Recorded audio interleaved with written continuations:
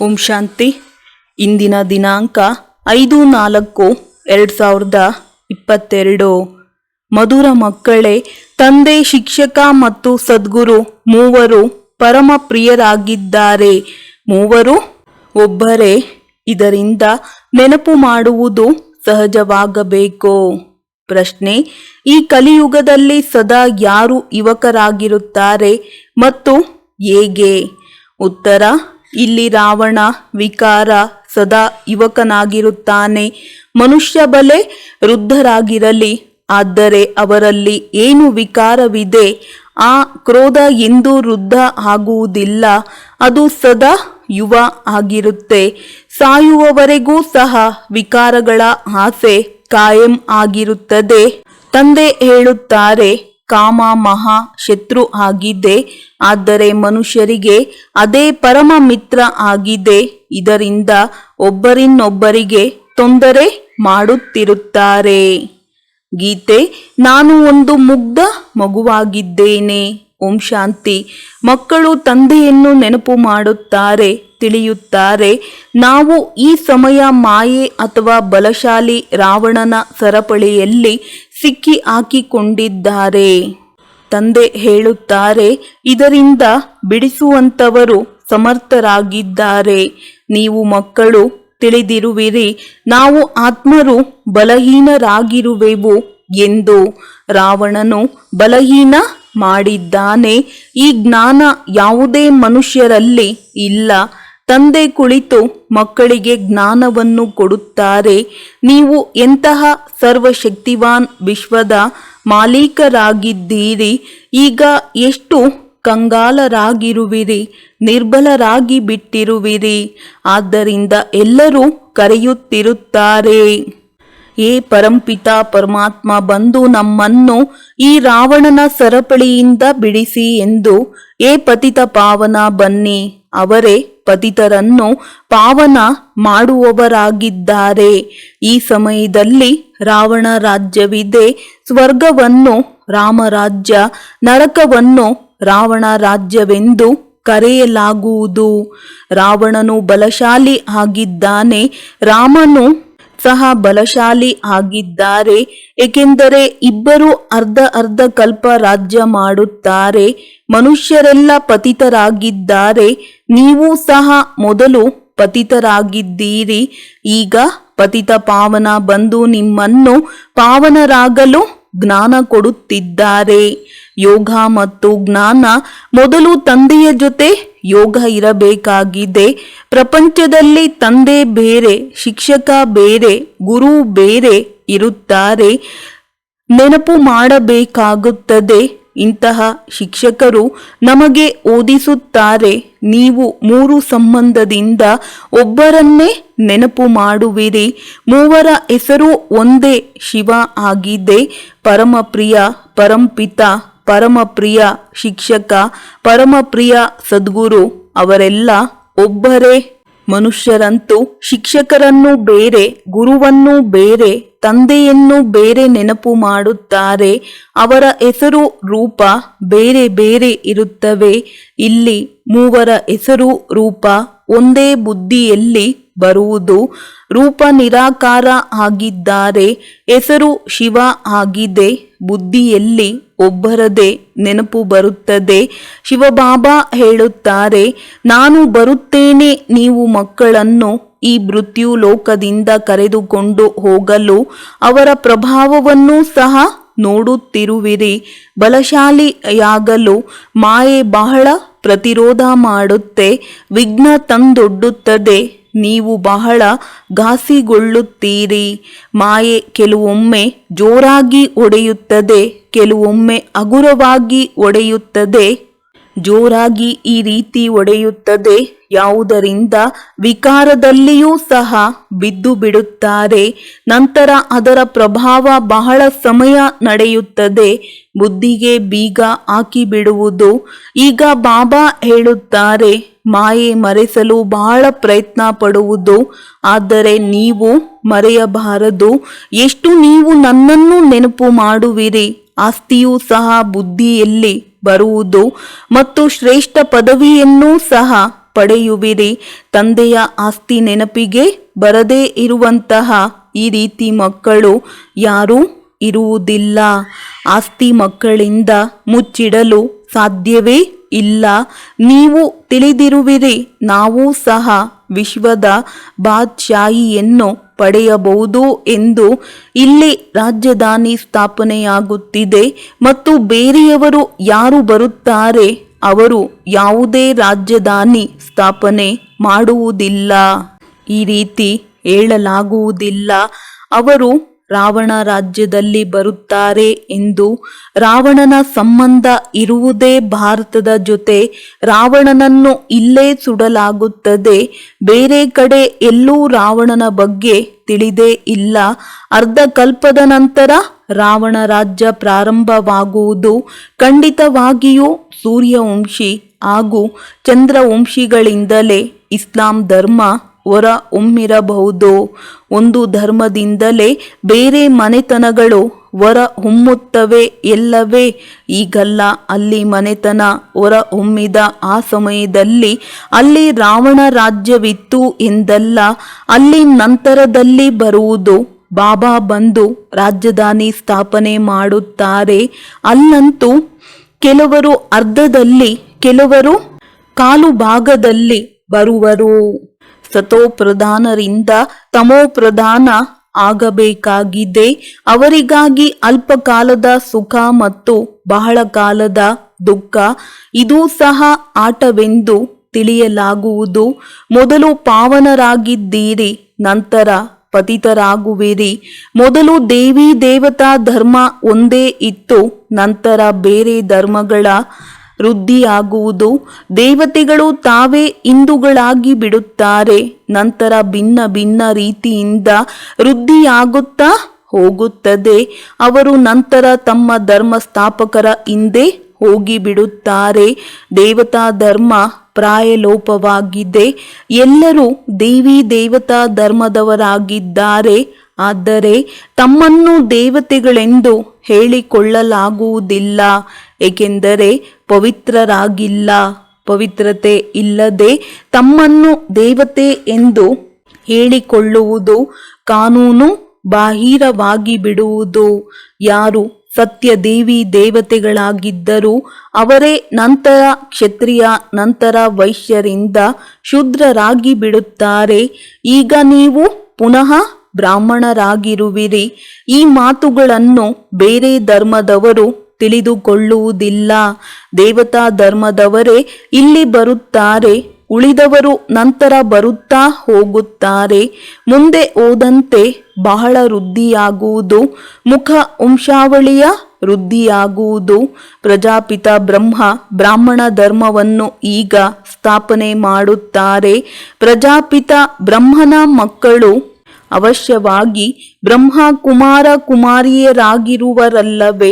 ಬ್ರಾಹ್ಮಣ ವರ್ಣದವರೇ ದೇವತೆಗಳಾಗುತ್ತಾರೆ. ಅನೇಕ ಜನ ಬಂದು ಜ್ಞಾನವನ್ನು ಪಡೆಯುತ್ತಾರೆ. ನೀವು ಸೂರ್ಯವಂಶಿ ರಾಜಧಾನಿಯಲ್ಲಿ ಬರಲು ಪುರುಷಾರ್ಥ ಮಾಡುವಿರಿ. ಅದರಲ್ಲೂ ಮುಖ್ಯ 8, ಬಾಕಿ ಎಲ್ಲ ವೃದ್ಧಿಯಾಗುವುದು. ಯಾರು ಮೊಮ್ಮ ಬಾಬಾರವರ ಮಕ್ಕಳಾಗುವರು, ಸ್ವಲ್ಪ ಕೇಳಿದರೂ ಅವರು ಬರುವರು. ಪ್ರದರ್ಶನಿಯಲ್ಲೂ ಸಹ ಅನೇಕರು ಬರುವರು. ಅದರಲ್ಲೂ ಕೆಲವರು ಹೊರಹೊಮ್ಮುತ್ತಾರೆ, ಒಳ್ಳೆಯ ಪುರುಷಾರ್ಥ ಮಾಡುತ್ತಾರೆ. ಮೊದಲು ತಂದೆಯ ಪರಿಚಯ ಖಂಡಿತ ಕೊಡಬೇಕಾಗಿದೆ. ನಂತರ ಕೆಲವರು ಲಿಂಗರೂಪ ಎಂದು ಹೇಳುತ್ತಾರೆ ಅಥವಾ ಜ್ಯೋತಿ ಸ್ವರೂಪ ಎಂದು ಹೇಳುತ್ತಾರೆ. ತಂದೆ ಎಂದು ತಿಳಿಯುವುದರಿಂದ ಬ್ರಹ್ಮ ಏನು ಮಹಾತತ್ವವಾಗಿದೆ. ನಂತರ ಅದನ್ನು ಭಗವಾನ್ ಎಂದು ಹೇಳಲಾಗುವುದಿಲ್ಲ. ಪರಂಪಿತ ಪರಮಾತ್ಮನಂತೂ ಜ್ಞಾನಪೂರ್ಣ ಆಗಿದ್ದಾರೆ, ಬ್ರಹ್ಮನಂತೂ ಜ್ಞಾನಪೂರ್ಣ ಅಲ್ಲ. ನೀವು ಕೇಳಿದ್ದೀರಿ ಎಂದ ಮೇಲೆ ಆತ್ಮನ ರೂಪ ಏನು ಅಂದರೆ ನೀವು ಲಿಂಗವೆಂದು ಹೇಳಿಬಿಡುವಿರಿ. ಏಕೆಂದರೆ ಲಿಂಗ ರೂಪದ್ದೇ ಪೂಜೆಯಾಗುವುದು. ನಕ್ಷತ್ರದ ಪೂಜೆಯಂತೂ ಎಲ್ಲೂ ಇಲ್ಲ. ಏನೂ ತಿಳಿಯದೇ ಇರುವ ಕಾರಣ ಏನಾದರೊಂದು ಮಾಡಿಬಿಡುತ್ತಾರೆ. ಕಲ್ಲು ಮಣ್ಣು ಎಲ್ಲದರಲ್ಲೂ ಭಗವಂತನಿದ್ದಾನೆ ಎಂದು ಹೇಳಿಬಿಡುತ್ತಾರೆ. ತಂದೆ ತಿಳಿಸಿ ಹೇಳುತ್ತಾರೆ, ಆತ್ಮವಂತೂ ನಕ್ಷತ್ರವಾಗಿದೆ. ಆತ್ಮಗಳ ಗುಂಪನ್ನು ಸಹ ನೋಡಬಹುದಾಗಿದೆ. ಯಾವಾಗ ಎಲ್ಲ ಆತ್ಮರು ವಾಪಸ್ ಹೋಗಿಬಿಡುತ್ತಾರೆ ಆಗ ಬಹಳ ದೊಡ್ಡ ಗುಂಪಾಗಿರುವುದಲ್ಲವೇ.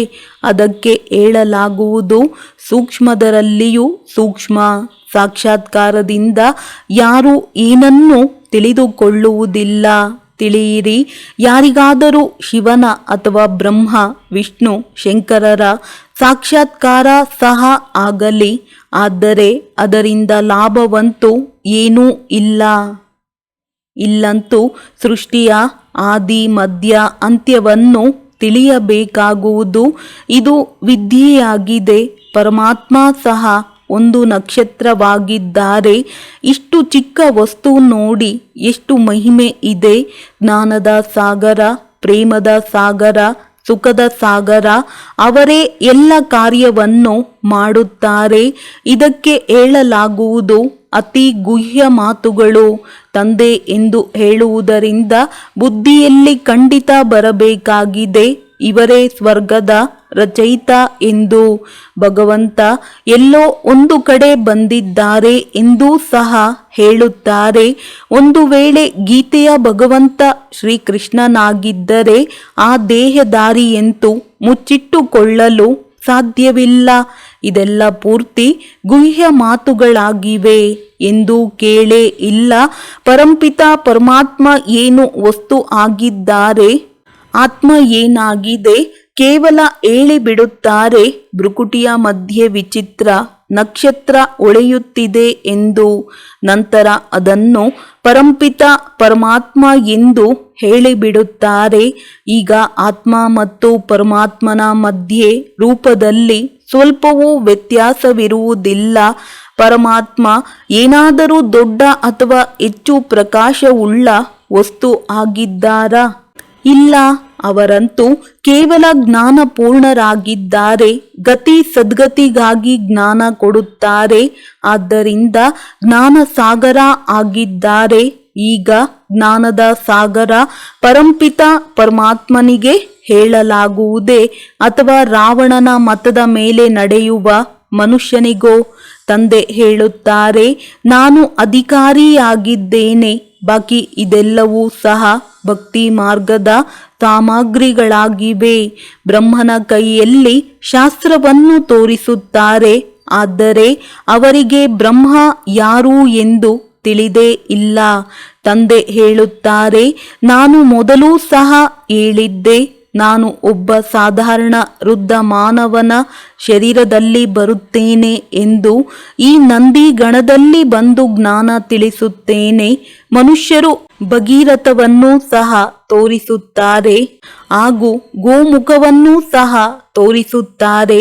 ಈಗ ಭಗೀರಥನಿಂದಲೂ ಗಂಗೆ, ನಂದಿಯಿಂದಲೂ ಗಂಗೆ ತೋರಿಸುತ್ತಾರೆ. ಸರಿ ತಪ್ಪು ಯಾವುದು ತಿಳಿದುಕೊಂಡಿಲ್ಲ. ನಂದಿ ಪ್ರಾಣಿ, ಏನು ಪ್ರಾಣಿಯಿಂದ ಗಂಗೆ ಹೊರಬರುವುದೇ?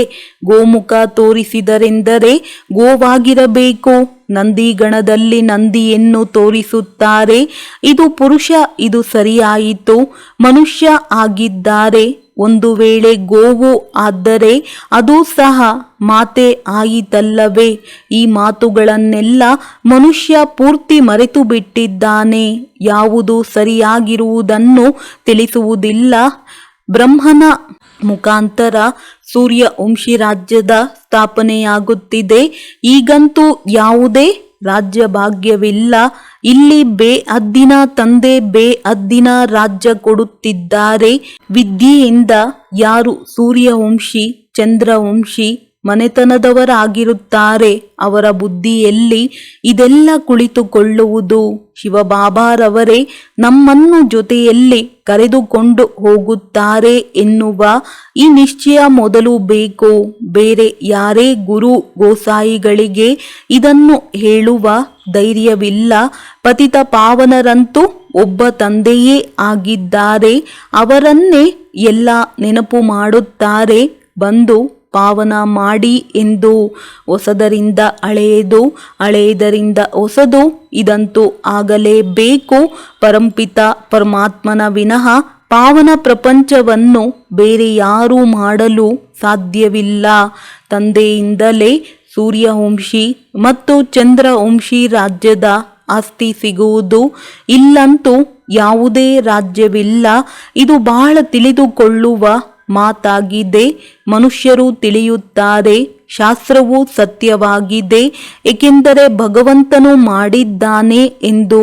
ಭಗವಂತನು ಮನುಷ್ಯನ ತನುವಿನಲ್ಲಿ ಬಂದು ಗೀತೆ ನುಡಿಸಿದರು ಎಂದು ಅವರಿಗೆ ಇದು ತಿಳಿದೇ ಇಲ್ಲ. ಅದರ ಮೇಲೆ ಕೃಷ್ಣನ ಹೆಸರನ್ನು ಹಾಕಿಬಿಟ್ಟಿದ್ದಾರೆ. ಈ ತಪ್ಪು ಮೊದಲು ಬುದ್ಧಿಯಿಂದ ಹೊರಬರಬೇಕು. ಮೊದಲು ಶಿವಬಾಬಾನನ್ನು ಅರಿತುಕೊಂಡಾಗ ತಿಳಿಯುತ್ತಾರೆ, ಅವರೇ ಸ್ವರ್ಗದ ಸ್ಥಾಪನೆ ಮಾಡುತ್ತಾರೆ. ಇದನ್ನು ತಿಳಿಯದೆ ಇರುವ ಕಾರಣ ಪರಸ್ಪರ ಒಡೆದಾಡುತ್ತಿರುತ್ತಾರೆ. ತಂದೆ ಹೇಳುತ್ತಾರೆ, ನೀವು ಸ್ವರ್ಗದಲ್ಲಿ ಶ್ರೇಷ್ಠ ಪದವಿಯನ್ನು ಪಡೆಯಲು ಲಾಯಕ್ಕಾಗಿಲ್ಲ, ದೈವಿ ಗುಣ ಉಳ್ಳವರಲ್ಲ. ಧಾರಣೆಯಾಗದಿದ್ದರೆ ಖಂಡಿತ ವಿಕಾರ ಆಗುವುದು. ಬಲೆ ಅವರು ವೃದ್ಧರೇ ಆಗಿರಬಹುದು. ಕ್ರೋಧ ಅವರಲ್ಲಿಯೂ ಬಹಳ ಇರುವುದು. ಕ್ರೋಧ ಎಂದು ವೃದ್ಧ ಆಗುವುದಿಲ್ಲ. ಇತ್ತೀಚಿನ ದಿನಗಳಲ್ಲಿ ವೃದ್ಧರೂ ಸಹ ವಿಕಾರದಲ್ಲಿ ಹೋಗುತ್ತಾರೆ. ಬಾಬಾ ಹೇಳುತ್ತಾರೆ, ಕಾಮ ಮಹಾ ಶತ್ರು ಆಗಿದೆ, ಮನುಷ್ಯರಿಗಂತೂ ಮಿತ್ರ ಆಗಿದೆ. ವಿಕಾರಕ್ಕಾಗಿ ನೋಡಿ ಎಷ್ಟು ತೊಂದರೆ ಕೊಡುತ್ತಾರೆ. ರಾವಣ ಎಲ್ಲರ ಮಿತ್ರ ಆಗಿದ್ದಾನೆ. ವಿಷದ ಸಂತಾನ ತಾನೆ. ವಿಷದ ಸಂತಾನ ಎಂದ ಮೇಲೆ ರಾವಣನ ಸಂತಾನ. ಮನುಷ್ಯರು ತಿಳಿದೇ ಇಲ್ಲ. ತಂದೆಯ ಶ್ರೀಮತದ ಮೇಲೆ ನಡೆದಾಗಲೇ ಸುಪುತ್ರರೆಂದು ಕರೆಯಲಾಗುವುದು. ವಿಕರ್ಮ ಮಾಡಿದರೆ ತಕ್ಷಣ ಎಚ್ಚರಿಕೆ ಕೊಡಲಾಗುವುದು. ಬಹಳ ಜನರಲ್ಲಿ ಬಹಳಷ್ಟು ಕೆಟ್ಟ ಹವ್ಯಾಸಗಳು ಇರುತ್ತವೆ. ಸುಳ್ಳು ಹೇಳುವುದು, ಕಳ್ಳತನ ಮಾಡುವುದು, ಬೇಡುವುದು. ತಂದೆ ತಿಳಿಸುತ್ತಾರೆ, ನಾನಂತೂ ದಾತ ಆಗಿದ್ದೇನೆ. ನೀವು ಯಾರಿಂದಲಾದರೂ ಏಕೆ ಬೇಡುವಿರಿ? ಯಾರು ಇನ್ಶೂರ್ ಮಾಡಬೇಕಿದೆ ಅವರು ತಾವಾಗಿಯೇ ಮಾಡುತ್ತಾರೆ ಎಂದೂ ಸಹ ಬೇಡಬೇಡಿ. ಇಂದು ಬಾಬನ ಜನ್ಮದಿನವಾಗಿದೆ. ಏನಾದರೂ ಕಳಿಸಲಿ, ಈ ರೀತಿ ಬೇಡಬೇಡಿ.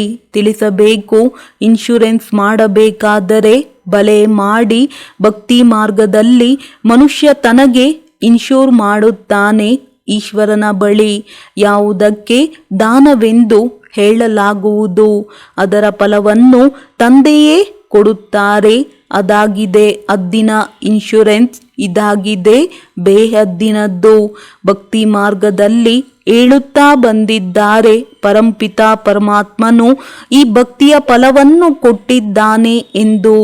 ಸಾಹುಕಾರರಾಗಿದ್ದರೆ ಹೇಳುತ್ತಾರೆ, ಇದು ಇವರಿಗೆ ಇಂದಿನ ಜನ್ಮದ ಕರ್ಮದ ಫಲ ಸಿಕ್ಕಿದೆ. ಯಾರಾದರೂ ಬಡವರಾಗಿದ್ದರೆ ಹೇಳುತ್ತಾರೆ, ಬಡವರು ಏಕೆಂದರೆ ಇನ್ಶೂರೆನ್ಸ್ ಮಾಡಿಲ್ಲ, ಆದ್ದರಿಂದ ಹಣ ಸಿಗುತ್ತಿಲ್ಲ ಎಂದು. ತಂದೆ ಹೇಳುತ್ತಾರೆ, ಎಲ್ಲರೂ ನನ್ನ ಬಳಿಯೇ ಇನ್ಶೂರ್ ಮಾಡುತ್ತಾರೆ, ಇದೆಲ್ಲ ಭಗವಂತನೇ ಕೊಟ್ಟಿದ್ದಾರೆ ಎಂದು ಹೇಳುತ್ತಾರೆ. ಭಕ್ತಿ ಮಾರ್ಗದಲ್ಲಿ ನೀವು ಹದ್ದಿನ ಇನ್ಶೂರ್ ಮಾಡುವಿರಿ. ಈಗ ಡೈರೆಕ್ಟ್ ಆಗಿ ಬೇಹದ್ದಿನ ಇನ್ಶೂರೆನ್ಸ್ ಮಾಡುತ್ತಿರುವಿರಿ. ಮಾತಾಪಿತರನ್ನು ನೋಡಿ ಇನ್ಶೂರೆನ್ಸ್ ಮಾಡಿದ್ದಕ್ಕಾಗಿ ಪ್ರತಿಫಲವಾಗಿ ಎಷ್ಟು ಕೊಡುತ್ತಾರೆ? ಕನ್ಯೆಯರ ಬಳಿ ಹಣ ಇರುವುದಿಲ್ಲ.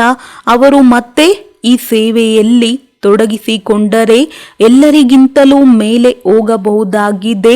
ಮೊಮ್ಮಾರವರು ಏನು ಇನ್ಶೂರ್ ಮಾಡಿರಲಿಲ್ಲ. ಆ ಶರೀರವನ್ನು ಈ ಸೇವೆಯಲ್ಲಿ ಕೊಟ್ಟು ಬಿಟ್ಟರು.